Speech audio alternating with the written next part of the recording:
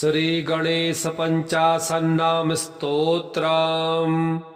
ऋषय ऊचुः गणेशो गणनाथश्च हेरम्बो गिरिशात्मजः। पार्वती नन्दनो वीरो देवराजो गजाननः। लम्बोदरो विघ्नराजो योगी सद्योगलक्षणः। अग्रपूज्यश्चतुर्बाहु रेकदन्तो लिपीश्वरः।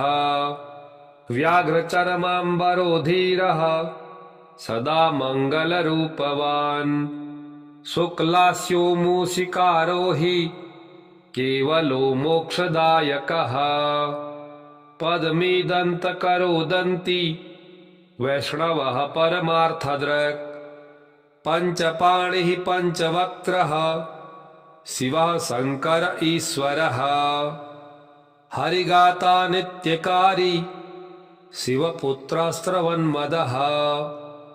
आनन्दान्दोलितमनाः शैवो धर्मो धनेश्वरः। अनन्तो जगदाधारः शशि सूर्यविलोचनः। समुद्रपाता सामुद्रः समुद्रजठरो यमः। दिव्यरूपो वारिनाथो जयश्च विजयस्तथा।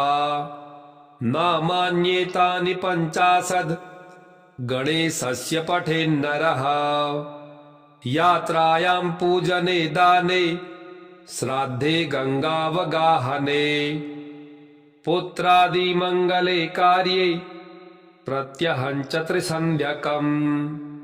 प्रत्यहं मङ्गलं तस्य धनपुत्रादिसम्भवम्।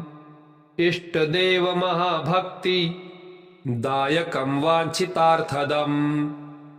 ऋषय ऊचुः गणेशो गणनाथश्च हेरम्बो गिरिशात्मजः। पार्वती नन्दनो वीरो देवराजो गजाननः। लम्बोदरो विघ्नराजो योगी सद्योगलक्षणः। अग्रपूज्यश्चतुर्बाहु रेकदन्तो लिपीश्वरः। व्याघ्रचर्माम्बरो धीरः सदा मङ्गलरूपवान्। शुक्लास्यो मूषिकारो हि केवलो मोक्षदायकः। पद्मीदन्तकरो दन्ती वैष्णवः परमार्थदृक्। पञ्चपाणिः पञ्चवक्त्रः शिवः शङ्कर ईश्वरः। हरिगाता नित्यकारी शिवपुत्रस्रवन्मदः। आनन्दान्दोलितमनाः शैवो धर्मो धनेश्वरः।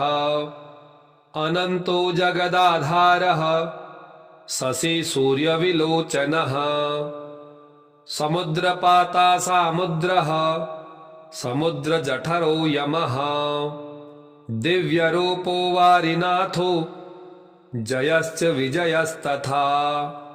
नामान्येतानि पञ्चाशद् गणेशस्य पठेन्नरः। यात्रायां पूजने दाने श्राद्धे गंगावगाहने। पुत्रादिमङ्गले कार्ये प्रत्यहं च त्रिसन्ध्यकम्। प्रत्यहं मङ्गलं तस्य धनपुत्रादिसम्भवम्। इष्टदेव महाभक्ति दायकं वाञ्छितार्थदम्। ऋषय ऊचुः गणेशो गणनाथश्च हेरम्बो गिरिशात्मजः। पार्वती नन्दनो वीरो देवराजो गजाननः। लम्बोदरो विघ्नराजो योगी सद्योगलक्षणः। अग्रपूज्यश्चतुर्बाहु रेकदन्तो लिपीश्वरः। व्याघ्रचर्माम्बरो धीरः सदा मङ्गलरूपवान्। शुक्लास्यो मूषिकारो हि केवलो मोक्षदायकः। पद्मीदन्तकरो दन्ती वैष्णवः परमार्थदृक् पञ्चपाणिः पञ्चवक्त्रः शिवः शङ्कर ईश्वरः हरिगाता नित्यकारी शिवपुत्रस्त्रवन्मदः आनन्दान्दोलितमनाः शैवो धर्मो धनेश्वरः अनन्तो जगदाधारः शशि सूर्यविलोचनः समुद्रपाता सामुद्रः समुद्रजठरो यमः दिव्यरूपो वारिनाथो जयश्च विजयस्तथा नामान्येतानि पञ्चाशद् गणेशस्य पठेन्नरः यात्रायां पूजने दाने श्राद्धे गंगावगाहने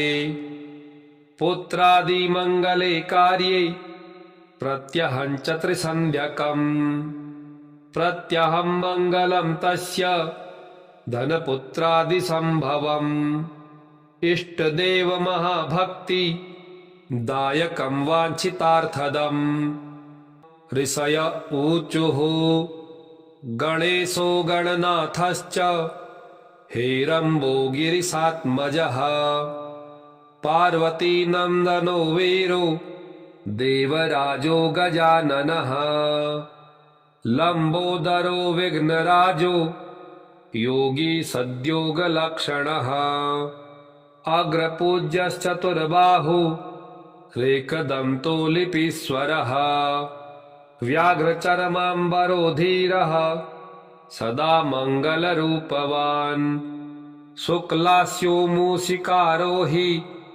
केवलो मोक्षदायकः पद्मीदन्तकरो दन्ती वैष्णवः परमार्थदृक् पञ्चपाणिः पञ्चवक्त्रः शिवः शङ्कर ईश्वरः हरिगाता नित्यकारी शिवपुत्रस्त्रवन्मदः आनन्दान्दोलितमनाः शैवो धर्मो धनेश्वरः अनन्तो जगदाधारः शशि सूर्यविलोचनः समुद्रपाता सामुद्रः समुद्रजठरो यमः दिव्यरूपो वारिनाथो जयश्च विजयस्तथा नामान्येतानि पञ्चाशद् गणेशस्य पठेन्नरः यात्रायां पूजने दाने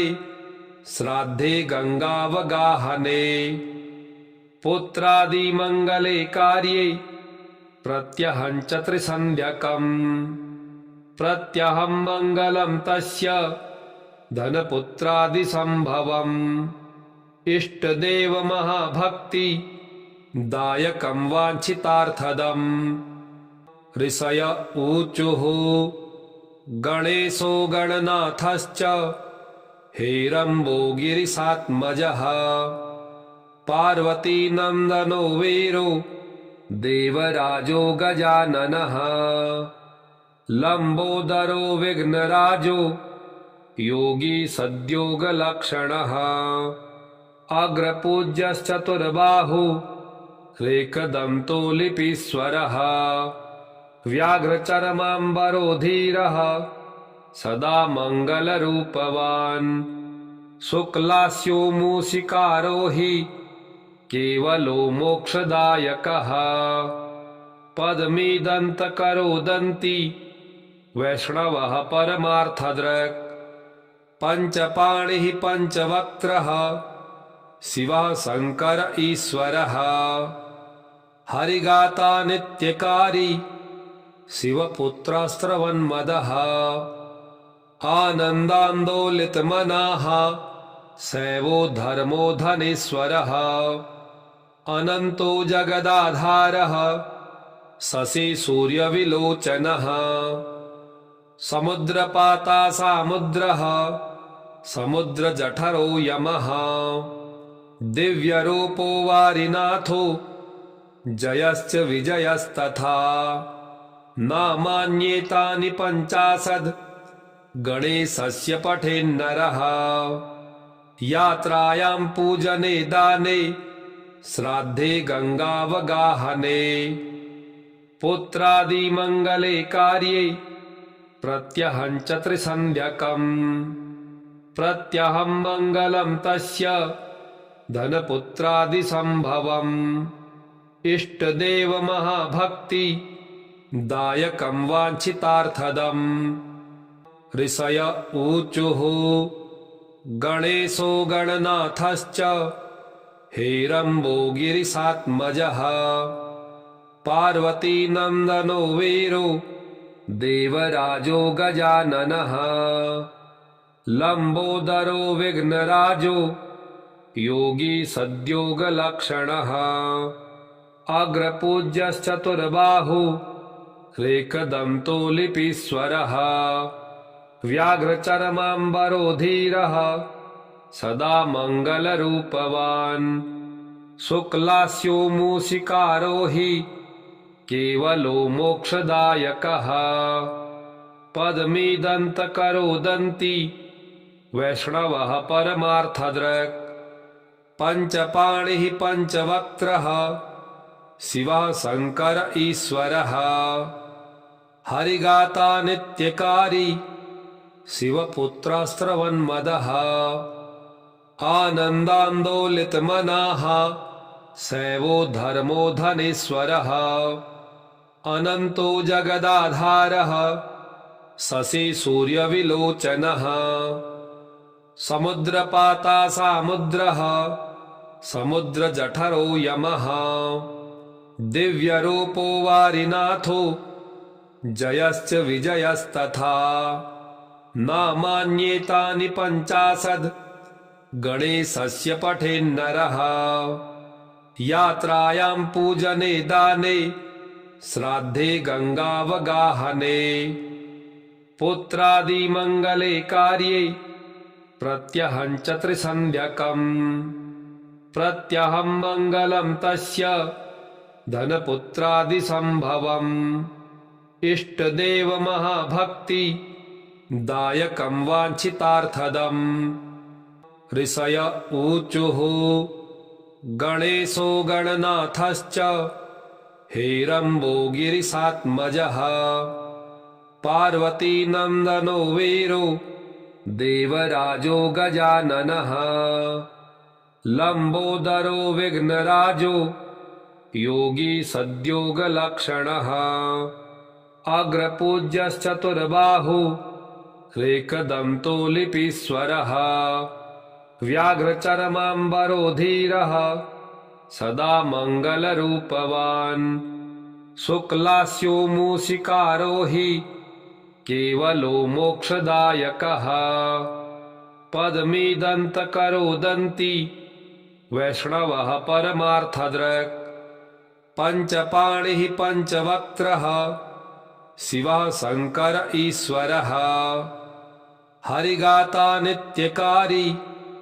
शिवपुत्रस्रवन्मदः आनन्दान्दोलितमनाः शैवो धर्मो धनेश्वरः अनन्तो जगदाधारः शशि सूर्यविलोचनः समुद्रपाता सामुद्रः समुद्रजठरो यमः दिव्यरूपो वारिनाथो जयश्च विजयस्तथा नामान्येतानि 50 गणेशस्य पठेन्नरः यात्रायां पूजने दाने श्राद्धे गंगावगाहने पुत्रादिमंगले कार्ये प्रत्यहं च त्रिसन्ध्यकम् प्रत्यहं मंगलं तस्य धनपुत्रादिसंभवम् इष्टदेव महाभक्ति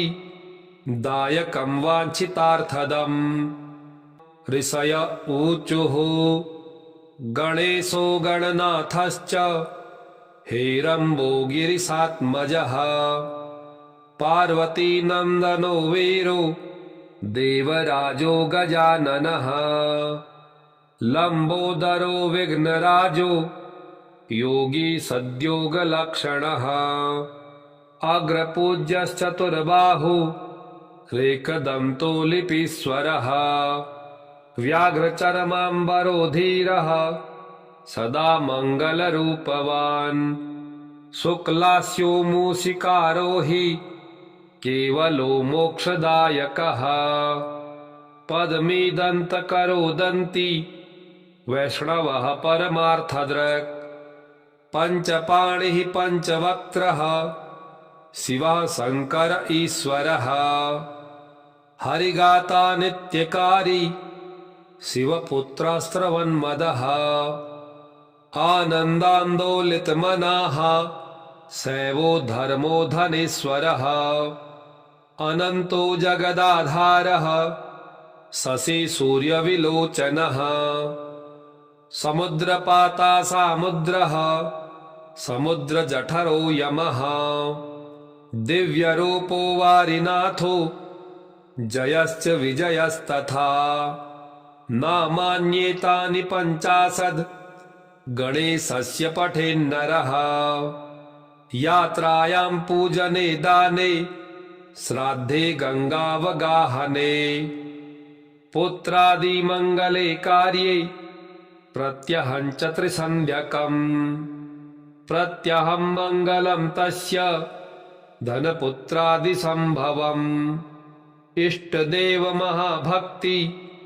दायकं वाञ्छितार्थदम् ऋषय ऊचुः गणेशो गणनाथश्च हेरम्बो गिरिशात्मजः पार्वतीनन्दनो वीरो देवराजो गजाननः लम्बोदरो विघ्नराजो योगी सद्योगलक्षणः अग्रपूज्यश्चतुर्बाहु रेकदन्तो लिपीश्वरः व्याघ्रचर्माम्बरो धीरः सदा मङ्गलरूपवान् शुक्लास्यो मूषिकारो हि केवलो मोक्षदायकः पद्मीदन्तकरोदन्ति वैष्णवः परमार्थदृक् पञ्चपाणिः पञ्चवक्त्रः शिवः शङ्कर ईश्वरः हरिगाता नित्यकारी शिवपुत्रस्त्रवन्मदः आनन्दान्दोलितमनाः शैवो धर्मो धनेश्वरः अनन्तो जगदाधारः शशि सूर्यविलोचनः समुद्रपाता सामुद्रः समुद्रजठरो यमः दिव्यरूपो वारिनाथो जयश्च विजयस्तथा नामान्येतानि 50 गणेशस्य पठेन्नरः यात्रायां पूजने दाने श्राद्धे गंगावगाहने पुत्रादिमङ्गले कार्ये प्रत्यहं च त्रिसन्ध्यकम् प्रत्यहं मङ्गलं तस्य धनपुत्रादिसम्भवम् इष्टदेव महाभक्ति दायकं वाञ्छितार्थदम् ऋषय ऊचुः गणेशो गणनाथश्च हेरम्बो गिरिशात्मजः पार्वतीनन्दनो वीरो देवराजो गजाननः लम्बोदरो विघ्नराजो योगी सद्योगलक्षणः अग्रपूज्यश्चतुर्बाहु रेकदन्तो लिपीश्वरः व्याघ्रचर्माम्बरो धीरः सदा मङ्गलरूपवान् शुक्लास्यो मूषिकारो हि केवलो मोक्षदायकः पद्मीदन्तकरोदन्ति वैष्णवः परमार्थदृक् पञ्चपाणिः पञ्चवक्त्रः शिवः शङ्कर ईश्वरः हरिगाता नित्यकारी शिवपुत्रस्त्रवन्मदः आनन्दान्दोलितमनाः शैवो धर्मो धनेश्वरः अनन्तो जगदाधारः शशि सूर्यविलोचनः समुद्रपाता सामुद्रः समुद्रजठरो यमः दिव्यरूपो वारिनाथो जयश्च विजयस्तथा नामान्येतानि पञ्चाशद् गणेशस्य पठेन्नरः यात्रायां पूजने दाने श्राद्धे गंगावगाहने पुत्रादिमङ्गले कार्ये प्रत्यहं च त्रिसन्ध्यकम् प्रत्यहं मङ्गलं तस्य धनपुत्रादिसम्भवम् इष्टदेव महाभक्ति दायकं वाञ्छितार्थदम् ऋषय ऊचुः गणेशो गणनाथश्च हेरम्बो गिरिशात्मजः पार्वतीनन्दनो वीरो देवराजो गजाननः लम्बोदरो विघ्नराजो योगी सद्योगलक्षणः अग्रपूज्यश्चतुर्बाहु रेकदन्तो लिपीश्वरः व्याघ्रचर्माम्बरो धीरः सदा मङ्गलरूपवान् शुक्लास्यो मूषिकारो हि केवलो मोक्षदायकः पद्मीदन्तकरो दन्ती वैष्णवः परमार्थदृक् पञ्चपाणिः पञ्चवक्त्रः शिवः शङ्कर ईश्वरः हरिगाता नित्यकारी शिवपुत्रस्रवन्मदः आनन्दान्दोलितमनाः शैवो धर्मो धनेश्वरः अनन्तो जगदाधारः शशि सूर्यविलोचनः समुद्रपाता सामुद्रः समुद्रजठरो यमः दिव्यरूपो वारिनाथो जयश्च विजयस्तथा नामान्येतानि पञ्चाशद् गणेशस्य पठेन्नरः यात्रायां पूजने दाने श्राद्धे गंगावगाहने पुत्रादिमङ्गले कार्ये प्रत्यहं च त्रिसन्ध्यकम् प्रत्यहं मङ्गलं तस्य धनपुत्रादिसम्भवम् इष्टदेव महाभक्ति दायकं वाञ्छितार्थदम् इति श्री गणेश पंचाशन्नाम स्तोत्रम् श्री गणेशार्पणमस्तु। ओम श्री गणेशाय नमः।